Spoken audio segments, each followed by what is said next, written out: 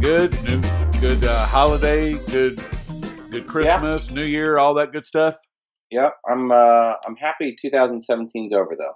I really am too. I'm kind of. I don't think I'm going to miss it because there were so many different things that happened on a personal and professional Yeah. level that it's just like, okay, let's get that one in the books. Yeah, message received. Oh, and I really think, and I'm very, very optimistic about 2018. I have to Yeah. say, much more so than going into 2017. Yeah. Much more so. I mean, if you remember, when we went into 2017, Trump had just been elected. There was all the turmoil and the change and the chaos Yeah. that was going on with that. All the riots, or not riots, but, Antifa was making a Yeah. stir. Syria was still front and center. All of these different component pieces that really, I think, were really infiltrating our lives on even, on a personal level. I think that was a big part of what we were all feeling last year. And I don't think that we have that at this point. I think that, and as much as you and I both despise the cryptocurrencies, I think that they have given people a ray of hope, probably the wrong type of hope, Yeah, but a you false know as hope. well as I But, do, hope is just another form of control. well, that's true. I like what Donald Sutherland's character said in Yeah. the Hunger Games. A little Yeah. bit of hope is good. A lot of hope is dangerous, and Yeah. I think that's where we're at. Is that Yeah. there's a lot of hope out there, but we're speaking with Chris Duane, and you guys all know him. He has the Silver Shield Exchange, and he does the mini mintage silver coins that are beautiful. And if you're not collecting those, then shame on you, because they are wonderful. It's a great piece of silver to add to your stack. The messages that he creates, they're awesome, and they're really hard to beat. I mean, they're second to none, in my opinion. I've got several of them in my collection, and we'll have several more by the end of the year, and I love them. Chris, I'm glad that you're here. Thanks. Yeah, I wouldn't go so far as shame on you. As long as people are stacking, I'm happy. I just got sick of government silver, half of which has got the Queen of England on the back of it. I mean, she's an elitist criminal bitch, with that resting bitch face. And then, as much as I used to like the Silver Eagles, and at the end of the day, it's Treasury's run by Goldman Sachs. We're a debt and death empire, and it's hidden behind this idea that we're spreading democracy and apple pie throughout the world. And the reality is, me being in the Marines for 7 years, an avid follower of Major General Smedley Butler, who wrote "War is a Racket" back in the 30s. That war is a racket. We have $1 trillion, military-industrial complex.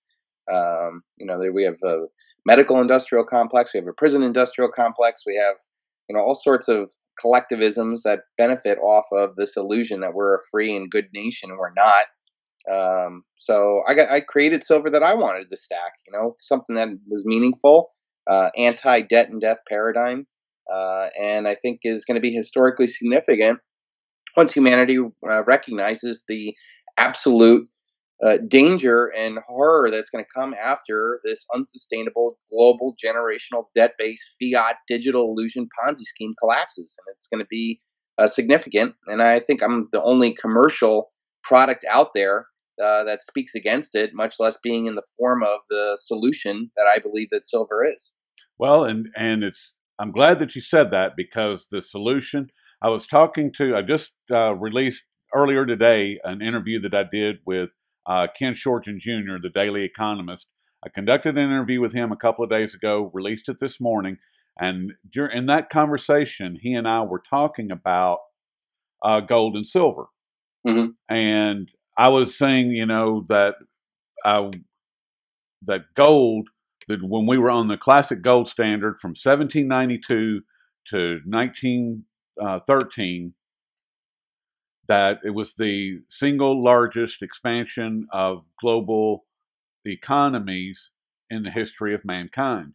And he reminded me that while that is right, it's not 100% accurate, because you have to go all the way back to 1492.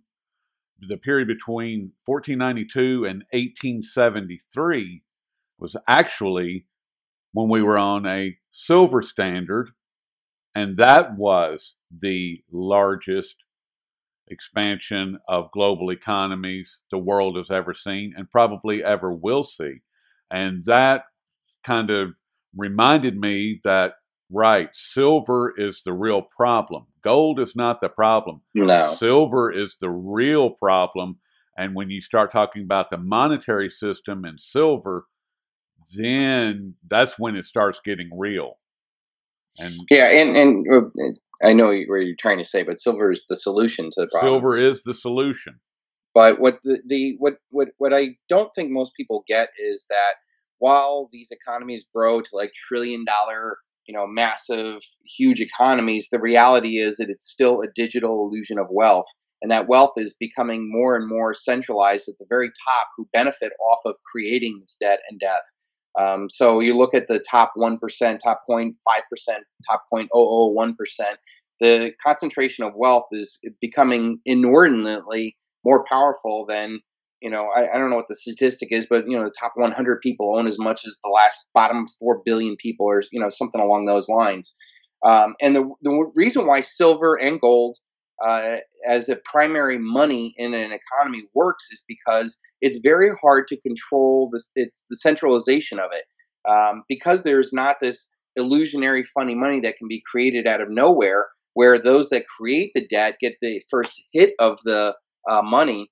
When silver is pushed out into the economy, people save it on their own level, and it disperses wealth down to the lowest level where people really need to have savings. Right. And that's one of the main reasons why I tell people, in this paradigm, and I hear people going, oh, I don't have enough money for silver, or, cryptos are the solution, or something along those lines. And I keep reminding people, at the end of the day, we're operating in an operating system based off of debt-based money. That's the Right. overall operating system of this world. It funds the debt and death empire, and everything in that is subordinate to that debt-based original sin. And it's now global, it's generational, and it's a Ponzi scheme that's been built up over all these years. So when you have anything else other than that, and I would refer to stocks, that's an outcome of this big blow up, bonds, derivatives, even real estate. I tell people your house is not worth what it is without having a 30-year mortgage,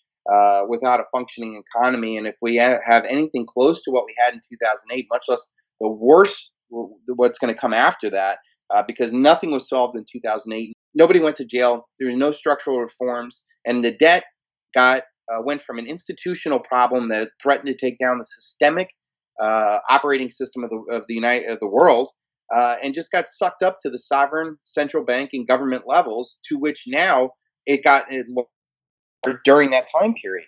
And now it's at a point where whenever the next crisis happens, it's not going to be a small individual firm like Long-Term Capital Management in 1998 that threatened to take down the whole world, unless all of Wall Street got together and bailed out Long-Term Capital Management, Right. with the help of the Federal Reserve. That systemically threatened to take down in 1998. Then in 2008, 10 years later, now it's Wall Street doing the exact same things that Long-Term Capital Management had, with derivatives and leverage and bad bets and bad debts that went bad all of a sudden dramatically outside of their algorithms. And then it took the Federal Reserve and all the other central banks and taxpayer bailouts from sovereign nations to bail out all that in 2008. And now what do we have? Now it's 2018. None of the things have gotten better. The debts have gotten larger. There's more systemic and structural damage that's happened, more malinvestment, generational debt, to the point where the millennials can't even do what we did, much less our parents' generation, of establishing families, getting married, buying houses and cars, and starting families. They're putting all that stuff off, which only hurts our whole society, because now there's less people who are capable of carrying this debt load, and it's coming to a structural end. And when this ends, I try to remind people it's not going to be like 2008. It's not going to be like the stagflation in the 70s. We are on the verge of a technological shift where it's not even going to be the concentration of money. It's going to be the concentration of technology. We're watching these, hegemons of Amazon and Facebook and Google and Apple, come into the markets.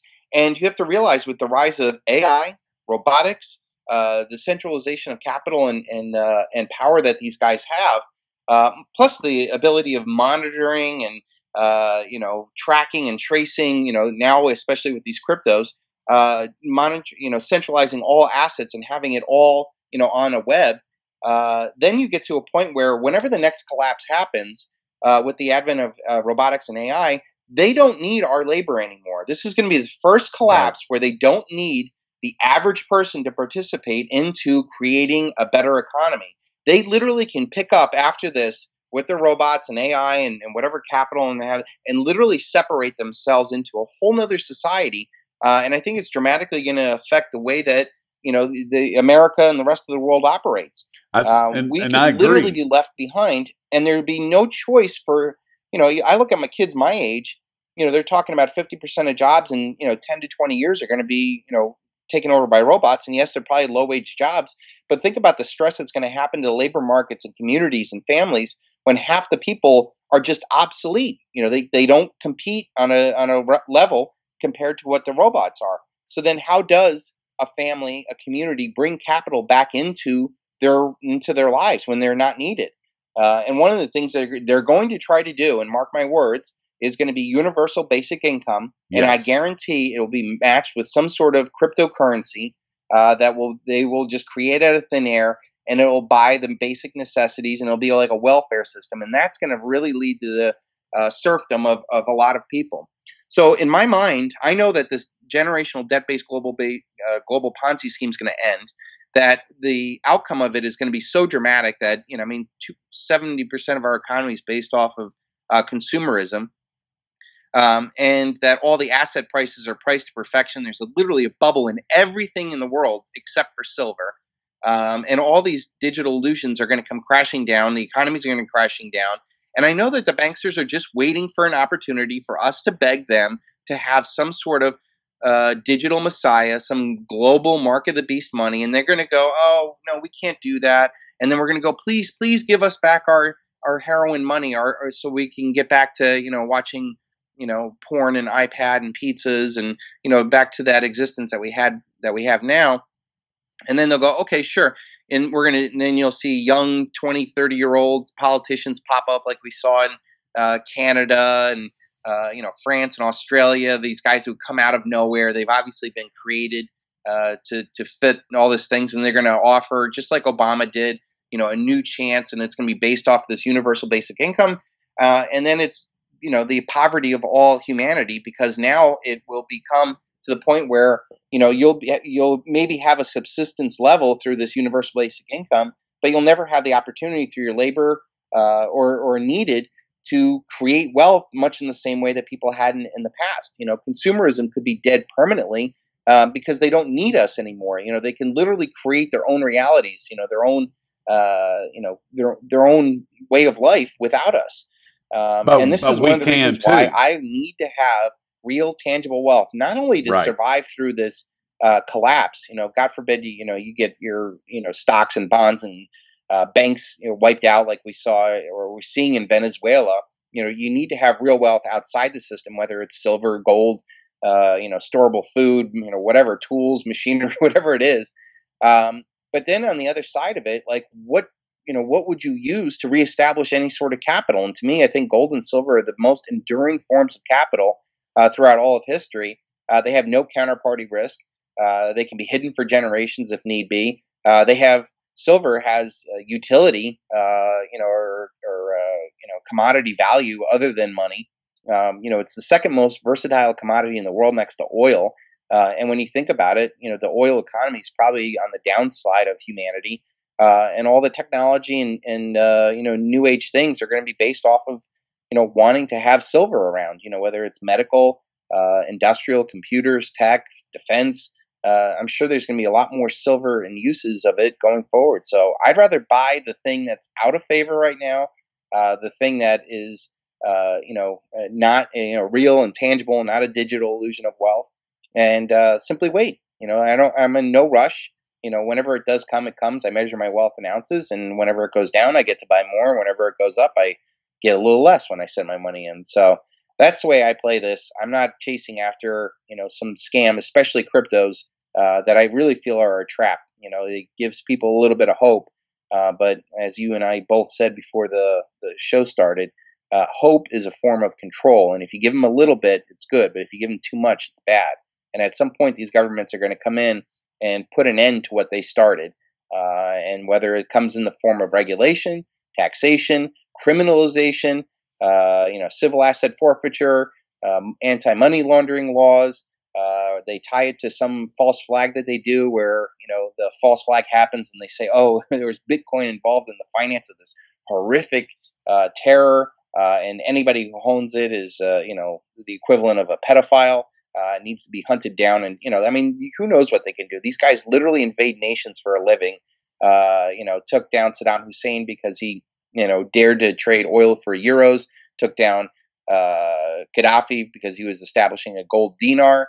And so we, invaded and bombed and declared 1 billion Muslims, terrorism. The 10 million people on Coinbase would be, a flick of the teeth for these guys. Exactly. And I agree with everything that you just said, and especially with the taxation, the alienation, everything that they're going to use all of those tools that they can to to incriminate all of the people that are on Coinbase in particular and that are using cryptocurrencies. But what I see also, Chris, I do have some hope, and like I said a moment ago, I'm very optimistic about 2018, and I think that there is an awakening that's going on, and we can thank the mainstream media for doing such a great job of shoving Russiagate down our throat and the lie that is, and showing their whole hand that they are nothing but a mouthpiece for the CIA. That's all that mainstream media is. I mean, nobody believes anything coming from these people at this point. Their ratings are abysmal, and they have done a fantastic job of helping people like yourself, like myself, and what we're doing. And I think that we have an opportunity right now. You and people like yourself and like myself who will teach your children, that will teach as many people as will listen about alternatives to what is actually happening. That's what we are tasked with. That's what the whole Silver Shield is about. That's what your coins are about. These are about education, about teaching people that this is what we have, but what you're holding is actually the alternative to what the image is on that coin. And you also do a great job of educating people to what the alternative is. And, as far as Freedom Girl, I mean, there's not, in my opinion, that's one of the most beautiful coins ever made, is Freedom Girl. Gold, silver, doesn't matter. Pick whichever one you want. But that is, the design on that coin is incredible. The message that it sends is universal, and it will never be out of favor. Freedom will never be out of favor. And that's what we have the opportunity right now to do, is to utilize the technology that is before us, the AI, the robotics, the blockchain, all of these technologies that are exploding right now. We can use them to do good with, and we should. We have the opportunity for Chris Duane and Rory Hall to discuss how to create a community that is built on a realistic monetary system. We have that opportunity if people will listen. If they will listen, then the opportunity exists. But unfortunately, when you start, and you said it perfectly just a minute ago, please give us our monetary heroin, because all we want is another pizza, and another episode of the Kardashians. That's it. And that's what people want. And they're not willing to work. Yeah, I sent you right around just before Christmas, 2 weeks, the 3 weeks preceding Christmas in December, I sent out hacking at the root of Try Evil. Produced a video, wrote several articles about it, and I got exactly 3 responses from that. 3. Sent it out to hundreds of email recipients. It was published at possibly 5 websites out of the hundreds of websites that I'm associated with. Maybe 5. That's what we're up against. Well, and when I got involved in doing this in 2010 or 11, I came out with the Sons of Liberty Academy, which is a 48-hour, magnus opus, whatever you want to call it, basically breaking down every single form of control and, a path forward and stuff like that. And, I brought it out, and it was met with moot reception until I started giving it away for free, and then blogging about it, and then doing videos about it, and then booming it on to where it is. And yet I'm constantly surprised that despite all the effort that I put into breaking down how societies are controlled by a very limited people through either through money or false flags or propaganda or COINTELPRO, so many memes have popped up over those from those years, Coney 2012, Shemitah, Jade Helm 2015.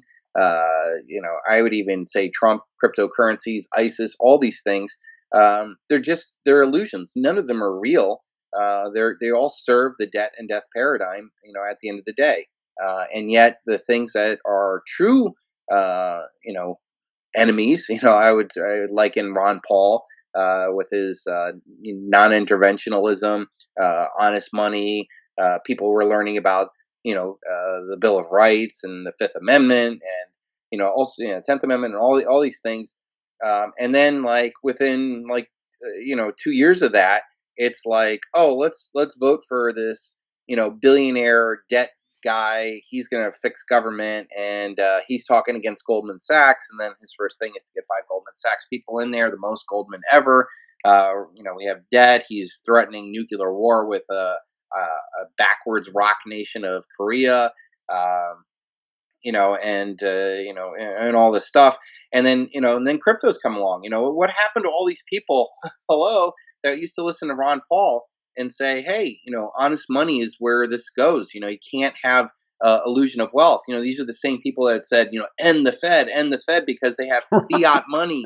It's backed by nothing. And yet cryptos come along and they're like, okay, this is good. And they don't care where it comes from, where it's going. The fact that it's not anonymous like they told it was, that the poison pill of being able to transfer wealth internationally cheaply is actually what is going to lead to the end of it, because now it's a money laundering thing, which not only leaves the crypto bubble, Ponzi bubble, susceptible to utter collapse when governments start to move on this, but also leaves the liability of criminal, tax, and civil asset forfeiture that most of these crypto guys have no clue that what they're risking. Like, I don't care what profits could possibly come from it.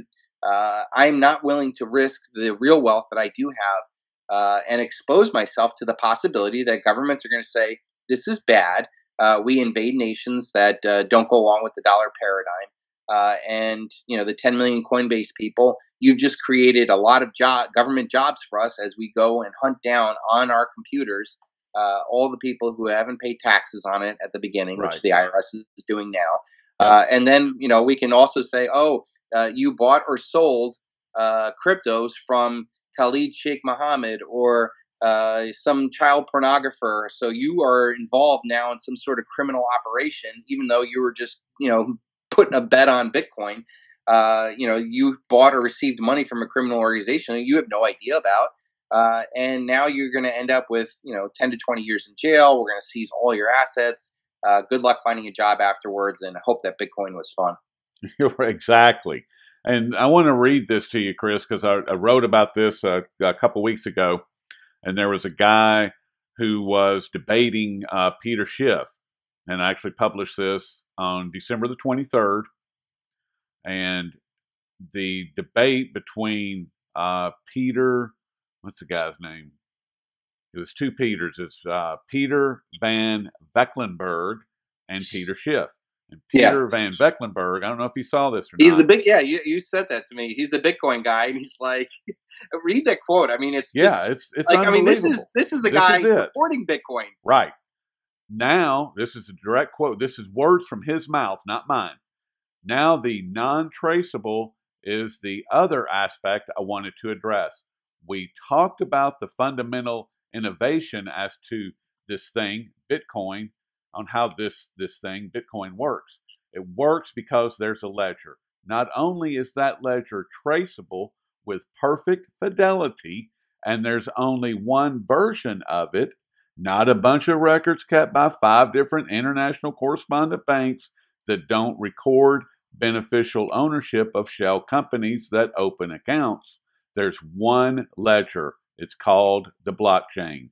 If you know that someone received a payment at an address on that blockchain, you see with perfect fidelity every transaction into and out of that address. And this is exactly the type of technological tool that law enforcement has used to apprehend the people that have used these networks for bad purposes. Ross Ulbright, the guy that created the Silk Road, he was caught with his laptop in front of him. They opened it up. They found the public address where he was receiving payments from the Silk Road drug market, and that's unimpeachable evidence that he benefited from every single transaction for drugs or heroin that happened on that website. And there you have it. I can't make it any clearer than that. If you believe that Bitcoin, cryptocurrencies, blockchain is some type of invisible, decentralized situation, go to my website, read the article, listen to the video. The name of the article, there's one ledger. It's called blockchain. I can't. How much clearer can you make it? No, you can't. And that's that. But remember, I mean, this is the lie who had gone on for years. I mean, it was 2011, or I was talking about this, and people were trying to recruit me, saying it was anonymous. It was anonymous. I'm like, I don't think anything is anonymous on the internet. Right. And but the ultimate problem is that it is a Ponzi scheme. It is absolutely worthless. You cannot have value to something that is open source and free, because there's 1,300 other copycats. And at the end of the day, yes, you may get the greater fools that rush in. You may get a lot of capital that comes in, but there's always a payback. When if you get something for nothing, the rest will get nothing for something. That is monetary thermodynamics. And just because it's had a massive, ungodly run up, I think I looked at it the other day, it was $700 billion of market cap for all these cryptos, doesn't mean that it won't go back to zero, because It won't take much. All it takes is for the United States government to say enough. This is, and they've done this before. They look at the mob. The mob used to run numbers. Whatever horse won, down at the pony tracks, they would have that, and people would gamble on it. And what they ended up doing was arresting the mob for running numbers. And then what does the government do? Come out with a legal form of running numbers called Lotto, and we're benefiting the children. Look at Charles Ponzi. He ran the first Ponzi scheme, and then he took people's money, promised them an outrageous return, and would just keep piling on more money until the Ponzi ended. The government ended up, his Ponzi scheme collapsed because it was small and local, and there was probably a finite amount of suckers out there. But they arrested Charles Ponzi and said, no, that's bad and illegal. And then they come out with Social Security. I mean, it's literally the exact same thing. So what the government's going to do is they're going to take this, private crypto solution, which I'm convinced that they created. The NSA created cryptography. In the cryptographical money, there's a white paper that's been circulating in 1996, white paper, 12 years before Satoshi, bullshit, meme guy came out and released Bitcoin. 12 years before that, called how to make a mint with cryptographical money or something like that, cryptographical banking or something like that. And people can look it up, and it basically gives the intellectual foundation 12 years ahead of time, because you think these guys can solve double spending in 12 years or whatever on something that they created. And the NSA created it. I had interviewed Gavin Anderson, who is the lead Bitcoin developer, and he told me all about his journey down to Langley with the CIA and their money and finance conference or whatever they had back in 2012 or 11, or I mean, it was early on. And he said the one question that bothered him when I asked him about this, I'm like, what did you feel about it? And the one question that bothered him, it was the last question he got. He goes, what do you feel about this being used for evil purposes?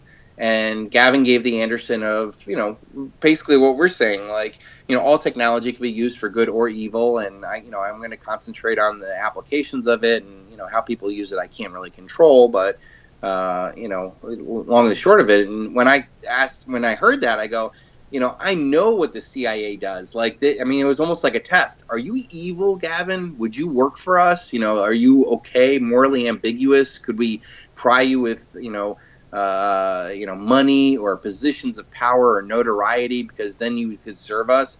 And when he didn't give that, he didn't end up working for them anymore. And I don't even know if Gavin's still involved with Bitcoin or cryptographical money at all. But I look at those type things and I'm like, God, I'm glad I didn't get involved in this, because it would have been so easy. I mean, I was bribed. Yep. I was given Bitcoin. Like, I had hundreds of thousands of dollars of free Bitcoin because people were throwing at me, trying to get me to use it, and much less whatever I could have bought. But at the end of the day, I'm in this for the long term. The single largest transfer of wealth in human history is going to be the collapse of the dollar, this global generational debt-based Ponzi scheme, and nothing's going to keep me off from that. It is a moral crusade in my mind. It is intellectually honest. I believe that you cannot solve a problem with the same consciousness that created it. So therefore, you cannot solve the digital illusion, fiat and the Fed, fiat money, the dollar, with another digital illusion, crypto, digital illusion of wealth. I mean, they cannot. The only real solution in my mind is silver, not even gold. Gold is way overvalued to silver right now. And they spend $5 trillion a year suppressing silver, and yet somehow cryptos are able to run up from $16 billion up to $700 billion in one freaking year. And there's no, nothing put against that. I find that hard to believe that either it doesn't serve the international criminal banking interests, or it is a trap. And I believe it is a trap, and I think it is one that the entire truth movement, all these people that followed Ron Paul, started to learn about honest money, constitutionality, decentralization of power, have all been bought and paid for with this cryptocurrency. And if I'm right, they're going to be facing massive pressure in their own lives. Not only the destruction of their Ponzi wealth, but you're going to have bank accounts seized, their real world put upon. There's so many people who have taken out real world debts to go buy these cryptos. And the ultimate worst case is 10 to 20 years of imprisonment for money laundering, civil asset forfeiture, which not only puts at risk your cryptos, but literally everything you own. And then a criminal record to stain you for the rest of your life. And it wouldn't take much. It doesn't take much for society to go, boo bad guys, because they're going to say, oh, this massive false flag that they ran was funded by some cryptocurrencies, because all this legislation, Senate Bill 1241 that's going through Congress right now, talks about anti-money laundering and domestic terrorism, or terrorism financing. And they're associating that with these cryptos. So and the ECB is doing the exact same thing. So it's coming. Australia just recently shut down a whole bunch of people's bank accounts because they wouldn't allow money to go through there. Now their real world money is frozen because their Super Mario money is putting them at risk. And even Jeff Berwick is beginning to question the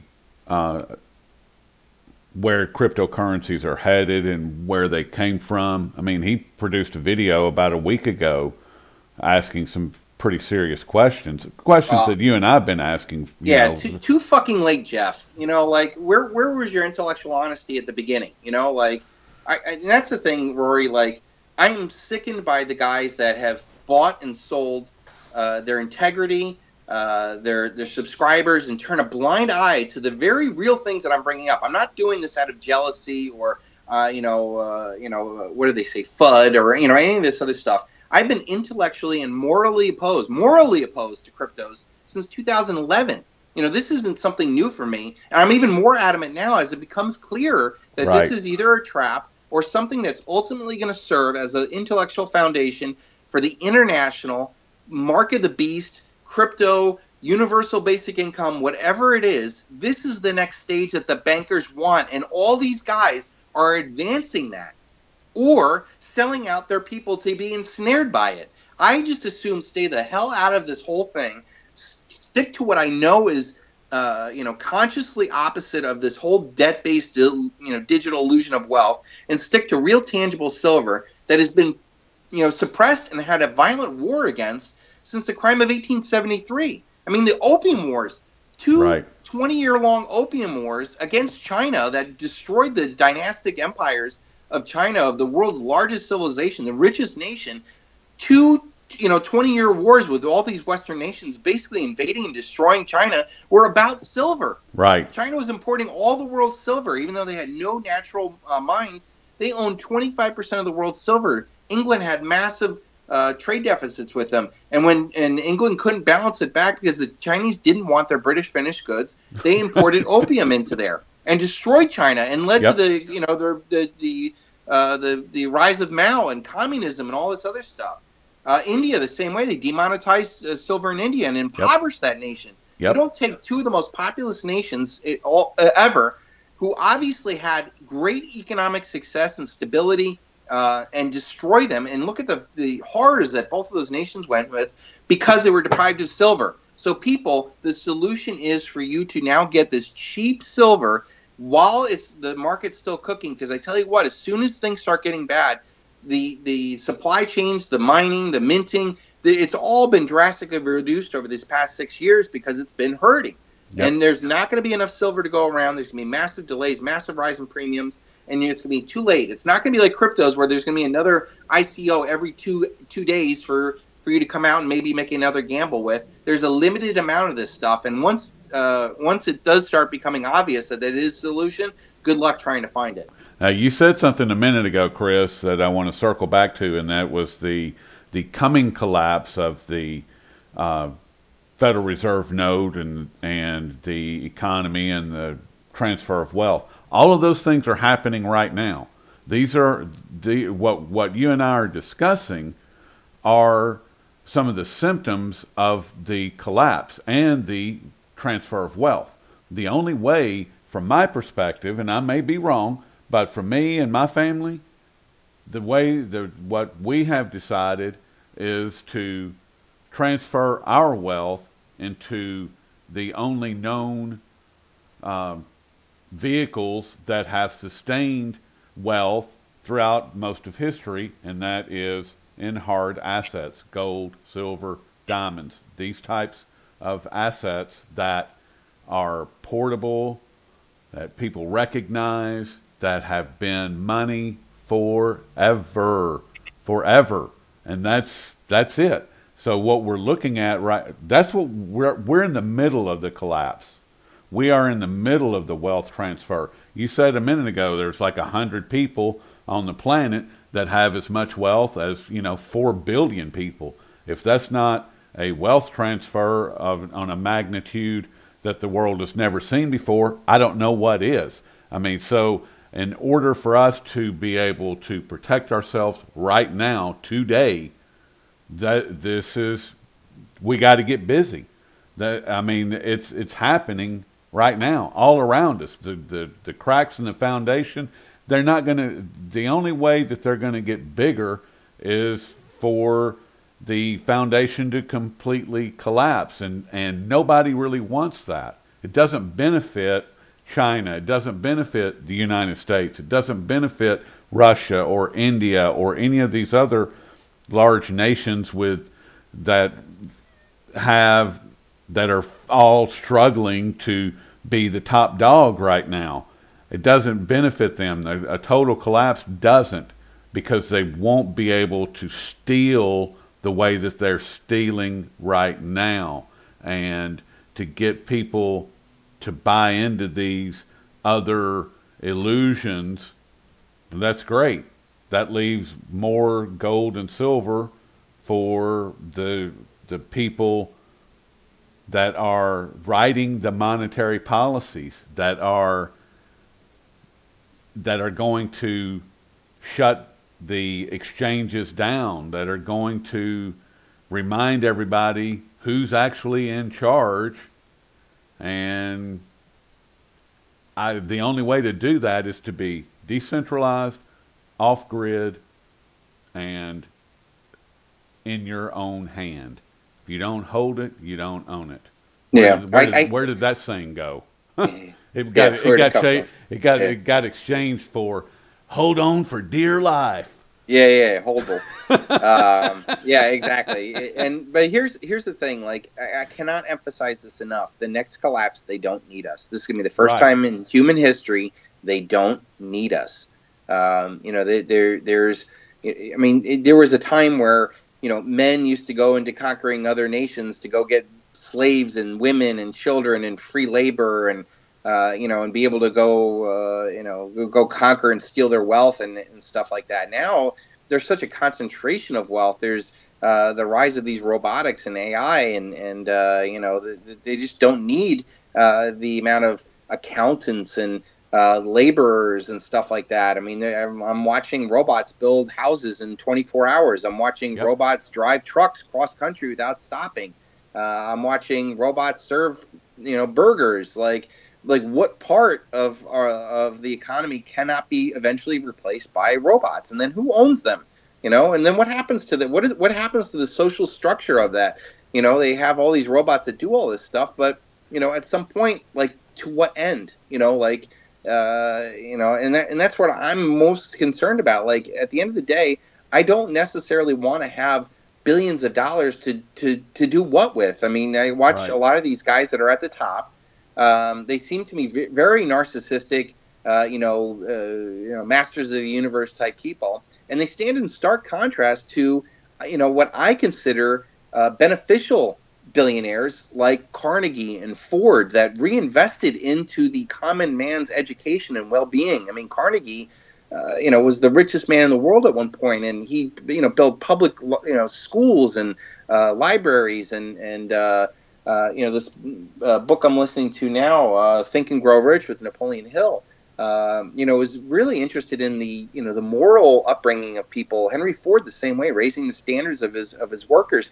And now we have Elon Musk and Amazon and Bezos and stuff looking to create all these robots to basically get rid of all their human people that they're working to death. Right. And then to what end? Like, what ends up happening, Jeff? Like, okay, you go fly off to Mars and that's the end of human history? Like, what's the purpose of all this wealth? If, like, that's where they want to throw all their money in, flying off to Mars. Like, the Van Allen radiation belts are going to fry you, like, before you get out of there. And why was all this wealth accumulated? And why was all this technology done? There has to be a better way of humanity existing. And I'm not against AI and robotics and stuff, but to what end? And to me, what I want to do is, when this whole generational debt-based Ponzi scheme, ends, I'm of the belief that we can go out and create a better civilization, a better society, maybe a better just neighborhood, one in which where we have, more sustainable living, no debt, no mortgages. We get enough solar power to power our things, so then we don't have to worry about energy.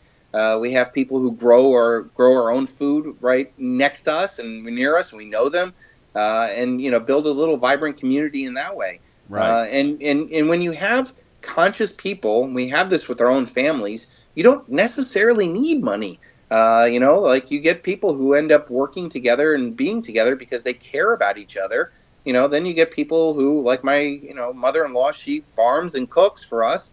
I don't have to pay her for eggplant, rollatini or whatever she makes. And then there's other people to take care of the children and all this other stuff. The only time that you really need money is when you deal outside of your family and in this future community.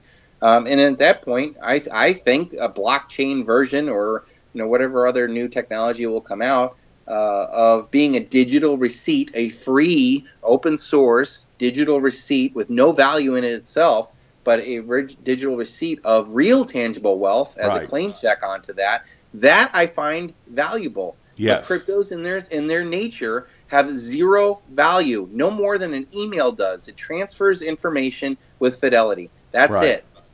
That's it. It has no value. So just like paper money used to be a paper receipt for the real money, a silver certificate redeemable in 5 silver dollars, on deposit at a bank. That's what I think cryptos, could and should be. Will it end up happening? I have a very slim chance. I think that they're going to allow it to happen. I think that they will criminalize it. They will, regulatory it, and they will roll out their own crypto fiat Ponzi scheme that only they benefit off of. And that's one of the big things I hate about these cryptos. The money's been made as soon as the ICO has been launched. Everything after that is just a greater fool aspect of it. But these guys do cash in when they, quote, hard fork. Yeah, it seems really hard that they keep doing it. When they launch an ICO of the exact same freaking thing with a different name and a different tag on it. That's when they're making the money, is during the sale of the original thing, not in the speculation after that. That's just momentum monkeys chasing after each other's tails. Yep, and there you have it. Well, Chris, I could continue this conversation the rest of the afternoon, but I'm sure you're busy. I know I'm busy, and we will need to pick this up in the not too distant future and carry it forward. Because like I said, I'm very optimistic about 2018, and I want to keep close tabs on your optimism for the year, because I feel like that you have the same type of optimism that I do for this year. I think that things are going to begin changing in a way that not many people are expecting, and I'm holding out hope. And I Total. No. no hodl here. But been speaking with Chris Duane. You can find all about what Chris got going on over at silvershieldexchange.com, and you can check out the latest mini mintage over at goldenstatemint.com. Chris, thank you for all your time today. Is there anything you want to leave them with? No, just I will make a plug for the mini mintage that I do. I think it's a unique thing that nobody else has done, and we have 5 years of been coming out with all these designs. And essentially every week I come out with a new design that's only available for 1 week only. They come with a certificate of authenticity. The BU product that we have is priced the same as the government mints, but it's a private solution that's only made once. It has only a few thousand that are made versus the tens of millions of eagles and maple leafs out there. And they do have a certificate of authenticity, and they're part of a growing line of consciously, historically significant designs that I think align with the meaning and message behind silver and what it stands in stark contrast to this debt and death empire. So every week at goldenstatemint.com, you can look up at Silver Shield Mini Mintage, and we have a proof, a BU, and a copper strike available every week. And it's been a successful program, and one that I'm enjoying to continue on a monthly or weekly basis. There you go. Check it out. Yeah, it's a great product. The links to everything will be in the description box below. And Chris, I will talk with you in the not too distant future. All right, thanks. Take care.